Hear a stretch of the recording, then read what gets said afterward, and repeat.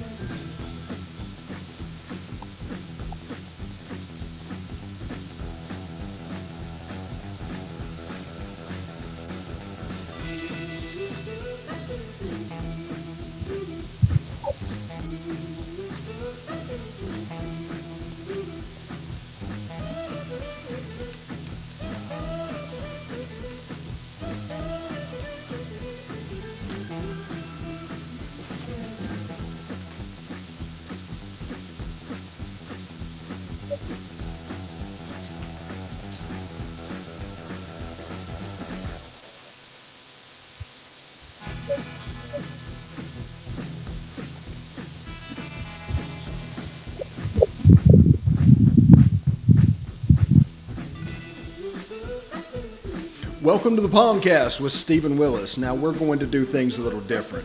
We are going to provide an honest look at Ole Miss athletics for the fan, by the fan, and of the fan. That is what we do. Hell be to me. I'm just kidding. Tune in for some Ole Miss sports news. We're going to give it to you straight. Yeah, right now. The POMcast starts now. It happens now. Holy cow. Listen to me. It's starting. Well, it's going to start right about now.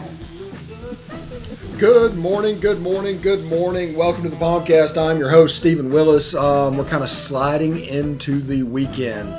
I'm being joined today by Chris Thrasher, live from Sardis.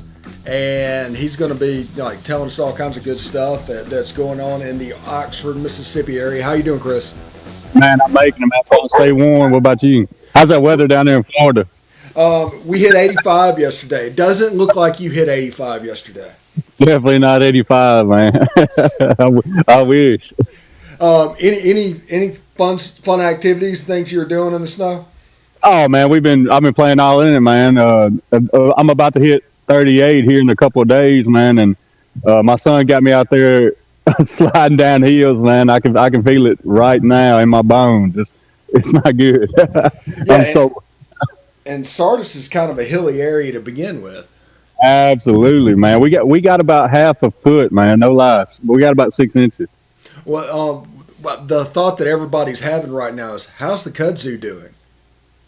It's not doing good at all. I hope it all dies, by the way. So anyway, we're just trotting around. We're gonna have a little bit of fun today. Not a lot of news to get to. We're gonna cover the teams that we can do, but we're basically just gonna have a good time for about a half hour. And thank you very much for joining us. Of course, you can catch us on Twitter at the Stephen Willis. You can catch us on Facebook at facebook.com/POMcast. Don't forget to catch us on YouTube at Positively Ole Miss. Hit the bell for updates. You'll always know when we're streaming. And, of course, you can catch us on Twitch at Positively Ole Miss, all one word. This episode is not going to go out to the audio things. We're going to try things. We're trying to fix the audio problem because basically our whole goal with the show right now is to do what we have to do to break it so we can fix it a little bit later. Just to know the capabilities of this machine that we have. And once we do that, once we get going in April and everything, we're on virtual watch parties. We're going to do all kinds of stuff. But as you can see now, Chris is on location, remote, with snow all in the background. And it's a pretty cool setup. Oh, man. I was telling my son earlier, man, I don't think it's ever snowed like this in my whole lifetime. That I can remember anyway. I was born in 83, so, and I was gone for a little bit, for about 10 years. But Mississippi usually we don't get snow like this. No, no, no. I can remember, like I got out of the South before this ice storm hit, but the last one I can remember like that in Mississippi was like in 1983 or 84. The last one I remember was the ice storm of '94. Other than that, I can't recall anything like this. But Yeah, it's awesome. The town of Oxford is embracing it. The kids are embracing it, and it's just, man, it's a good time. and the way it's set up, I'm from South Mississippi, so it's a little bit, little bit more frequently getting bad, good weather when it comes to winter weather I got you. than I up got you. north, and it's kind of cool because I imagine up in North Mississippi it hits more frequently, and as you can see, Chris is back. His internet's going to drop out from time to time, but Yeah, like I I'm in the. said, I apologize. I'm out here in the sticks. So. yeah, yeah. I mean, you're out in Sardis. I'm surprised they pop an internet out to there. Yeah, no, no, not too much out here, man. I'm lucky to get a bar, but we'll make it happen. You got satellite internet going or whatever. Oh yeah, yeah. Usenet, all that good Yeah, you stuff. got Yeah, HughesNet or AOL disk. I'm dialing up right now. So, Chris, before we get into everything, what are some things that you would like to see us cover once we get into football season and get going? Man, specifically, like, just as a fan, which I am, man. The statistics and everything are good, but I just want to know as a fan, like, what's going on with the program as a whole. Like, how do how does it feel as an Ole Miss fan? Like, you can throw numbers at me all day, but I just want to know how's it going on, what's going on as a program, and how are people feeling is my thing. So, Well, now that you say that, right now, how are people feeling about all three sports? well, football is if the max is a 10, we're at a 15. Going into this season, it really you can't be you can't feel any better. Basketball, same thing, man. We're on a hot streak. Going into the state game, I, I'm at a loss for words, man. It's awesome. Baseball is the same thing, man. We're just Ole Miss as a whole is just. Do you wouldn't want to be anywhere else? I don't want to be. I don't want to be an Alabama fan. I don't want to be a Ohio State fan. I want to be an Ole Miss fan right now, man. It's hot as it is. It's crazy. Yeah, it's definitely buying territory for Ole Miss. We'll have Kermit Davis coming up a little later. His pre-Mississippi State press conference, some highlights from that, about 2 minutes worth.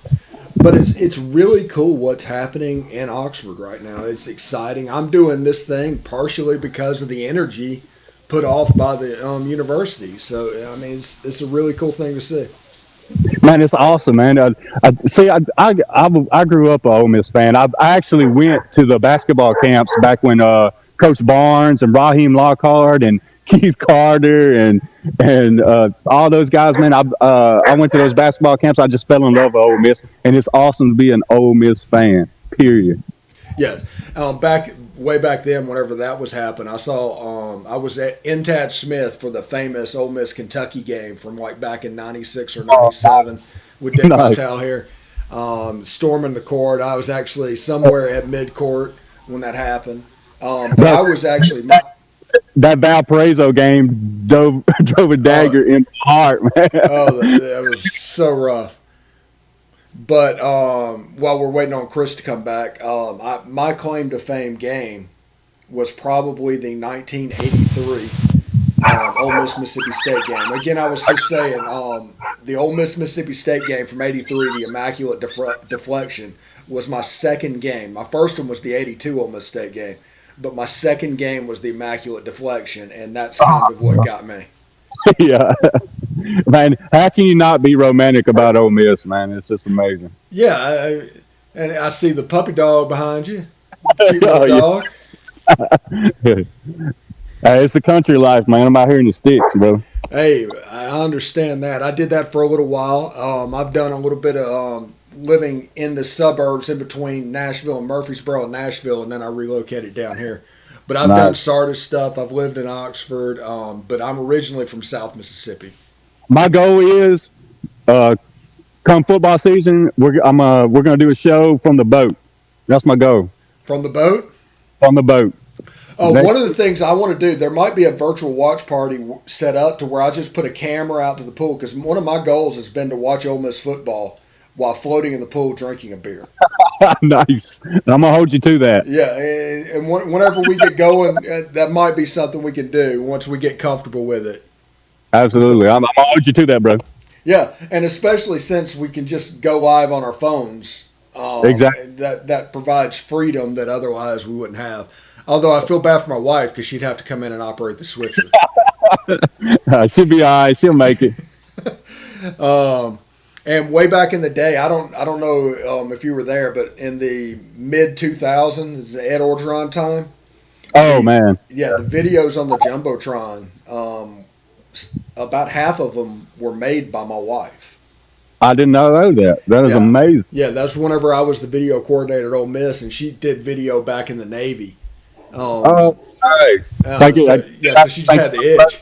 Yeah, you too. By the way, but yeah, it's just a really fun thing to do, and she enjoyed it. Like my favorite thing that she did was we did for whom the bell tolls Metallica video for Ole Nice. Miss. That was my wife, and that was a really good. She added extra bells and stuff in there too. It was fantastic.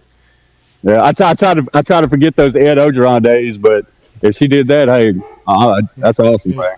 Hey, we got photographic evidence of her with Ed Orgeron. And I do think this is going to be his last year in Baton Rouge. This will be the one that does him in. Hey, how do you feel about? Hey, I got to tell you this. Gus Malzahn with UCF. Thank you, Jesus, because it wasn't Levy. Thank you, Jesus.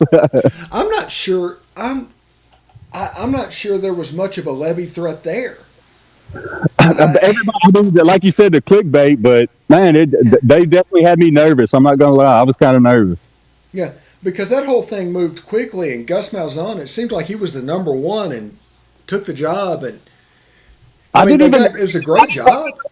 I didn't take the Gus Malzahn talk seriously enough. I guess I was like, no, there's no way. I was like, the guy's gonna say, Well, when you're talking about Gus Malzahn, obviously you're talking about the fact that he had $25 million not to coach. yeah, I thought the guy was gonna sit out a year and take it because he's getting that Auburn money, Mm-hmm. and then all of a sudden, boom, he's the UCF coach, and thank you, Lord, because selfishly, I don't want to lose Levy, but I get it. I get why he is an attractive offer. Like he's a great coach. So Yeah, and great offensive coordinators are going to matriculate to Lane Kiffin, and uh, because it teaches them what they know, and Lane Kiffin specializes as combinations, yeah, deep shots, and explosives.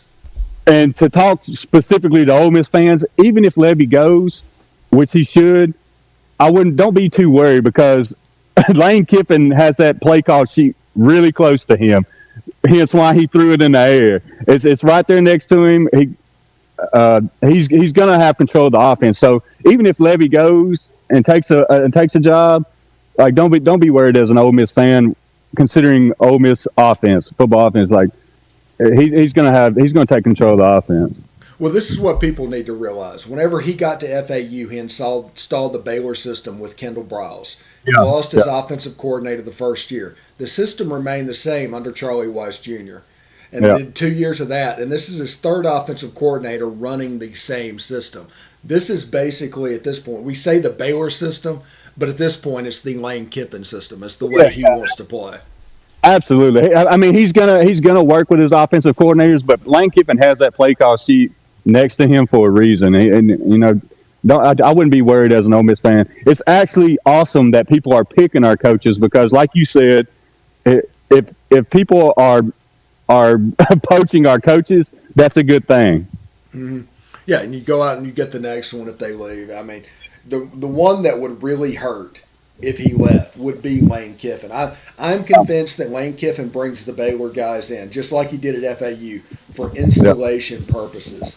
And then Yeah. after the first year, you can kind of train the next group because not everybody is learning from scratch. There's a basis of knowledge, and once that gets rolling, it doesn't really matter if you have the Baylor guys there. Exactly. Yeah. No. 100%. I don't want Ole Miss fans to get riled up if we do lose Levy because it would be a loss. Don't get me wrong. And he's a great offensive mind, but Lane Kiffin has his hands on that steering wheel, man. So Yeah, we'll be all yeah.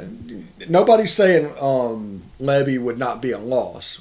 We're right. just Right. saying because of Lane Kiffin, it will not be that bad of a loss. It wouldn't be as bad Exactly. as it could be.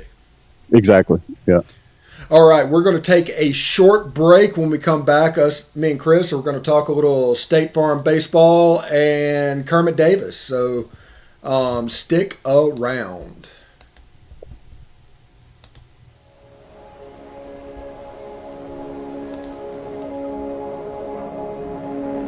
Only 10% of us get enough daily exercise.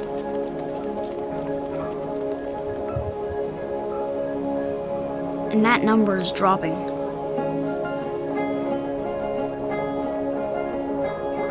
Nearly 30% of us are overweight or obese. We spend 6 hours a day in front of a screen. As a result, we now have a shorter life expectancy than our parents.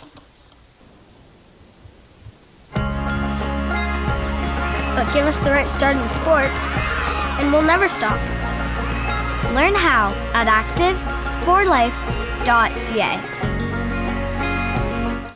Hey, this is Stephen Willis from Positively Ole Miss. We're almost done with this break. We'll be back with good information quite soon. The military has been in every generation of my family, and so has VA. It wasn't easy for my dad after Vietnam, but VA helped him and my mom get the home they'd always wanted. My grandpa's been coming to VA since World War II. They even helped him lay to rest one of his battles. Every generation of my family has served, and VA has served us all. Heading into the weekend, we do apologize for the audio sync issues. We're basically working to figure those out as we go. Hey, the drop frames are not happening on the live shots. It's not about Chris or anything.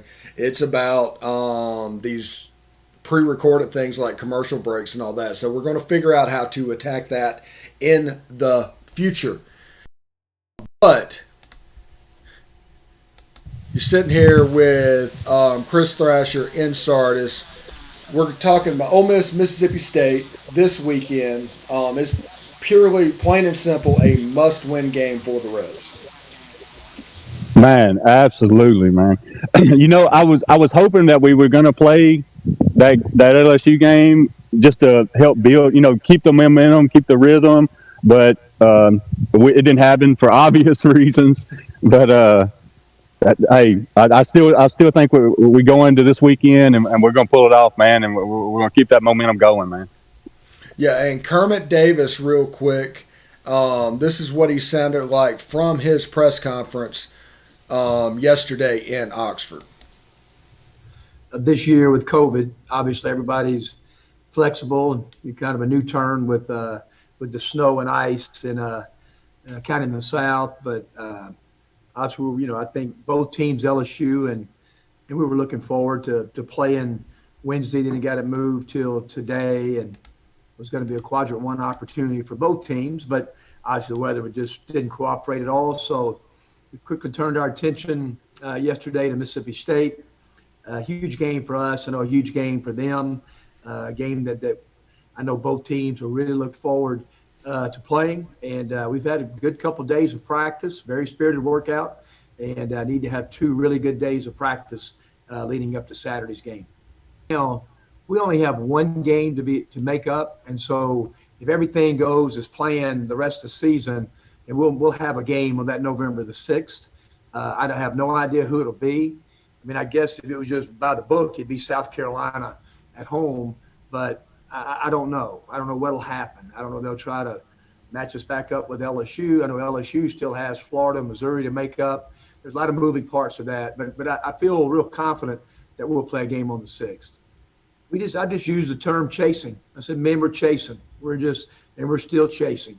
I mean, we're on the outside, and have we made up some ground? We probably have, but I mean, what we got to do is control every day. You can't only be hungry to play this time of the year. You got to be hungry to practice.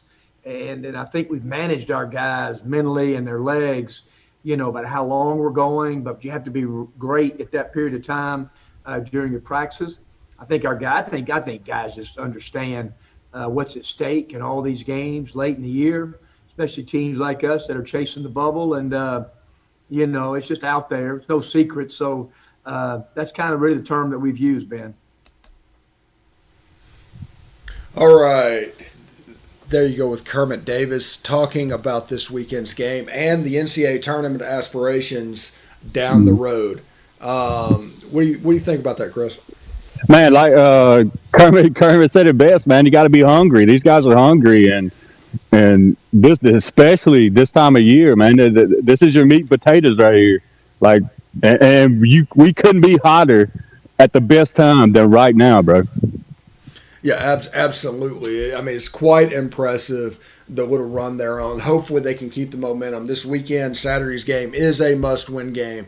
There's no margin for error. The margin for error comes Wednesday night against Missouri, and if the LSU game gets rescheduled. You can lose one of those, but not both. But if you win the rest, you should be in good shape. Yep. No, absolutely, man. If you're an Ole Miss fan, you got to be tuned in this weekend. This is an absolute must-win game, especially at State. Hey, it's the Egg Bowl, baby. Yeah, it is the Egg Bowl, and there's a little bit of a revenge factor with State because Ole Miss kind of popped them earlier in the year. Yeah, absolutely, man. Hey, they're down. They just lost to Vanderbilt. I mean, come on, Vanderbilt. Let's do it, baby. I'm hotty-toddy. I'm all in, bro. Yeah. It should be a fun game to watch. It should be, as most Ole Miss and State basketball games are, especially since about the mid-'90s, whenever Ole Miss started getting serious about basketball. Yes. But it should be a fun watch and worth sitting in there. But a must-win game this weekend against the Bulldogs. Over in Arlington, Texas, they're talking... they pushed out to the tournament starting on Saturday as opposed to starting today. Ole Miss plays TCU, Texas Tech, and Texas. 3 o'clock starts each day. It's on Flow Sports. It's a $30 per month to sign up.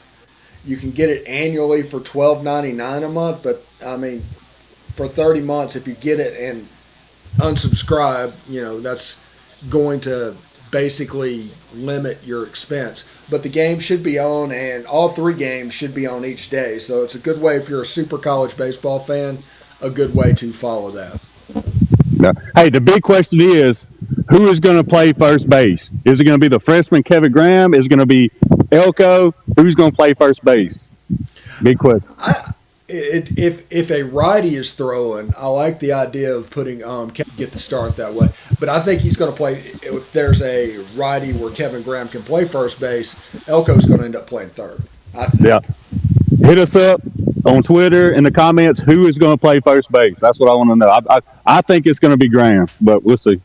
Yeah, and it should be a good thing. Opening day tomorrow, Flow Sports. How to watch it and get it is on yesterday's podcast, and also all the graphics and everything that you need for where it will be.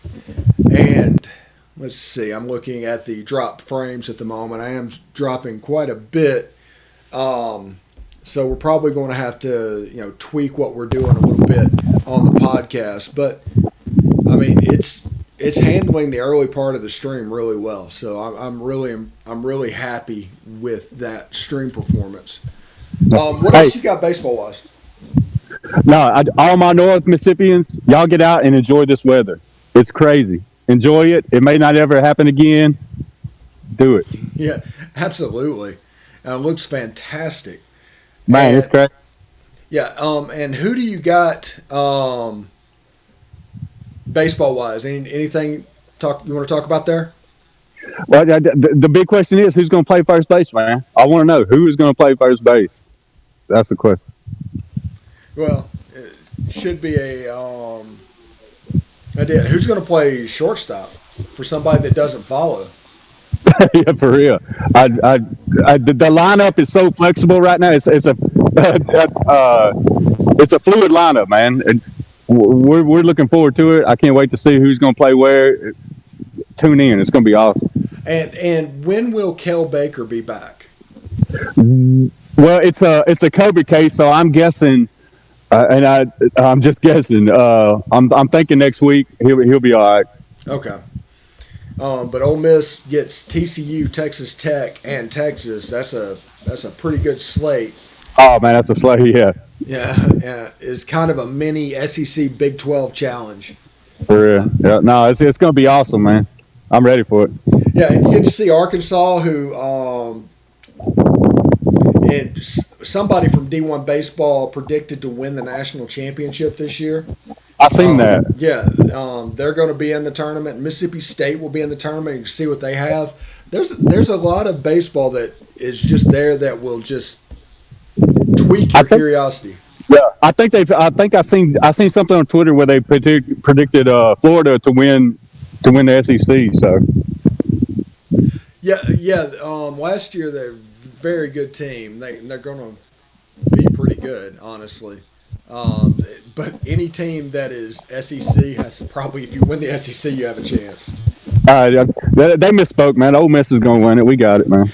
Ole Miss should hang a banner for last season. I'm convinced they should UCF the hell out of this. I'm still sick about last season, man. We were on fire, man. It was crazy. Like, I'm definitely hanging a banner for